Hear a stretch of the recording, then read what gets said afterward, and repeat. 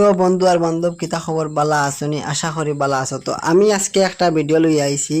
আমার আশা করি আমার স্ক্রিনও দেখতে পারডা। এই ভিডিওটা মেইন কারণ হয়েছে গিয়া লইয়া আবার মানুষে কুকুর দে বহুত এলা করে, পাগলা কুকুরটে খুব এলা করে, ছোট ছোট বাচ্চারা এলা করে। এলা করিও না বাইরা, কেন না দেখো একটা ছেলে বাংলাদেশের ওই ছেলেটারে পাগলা কুকুরে কামড় মারছে। কামড় মারার পরে দেখো এখন কয়েকদিন পরে এখন কিরকম পুরা কুকুরের মতো এ আচরণ করে, একদম কুকুরের মতো দেখো।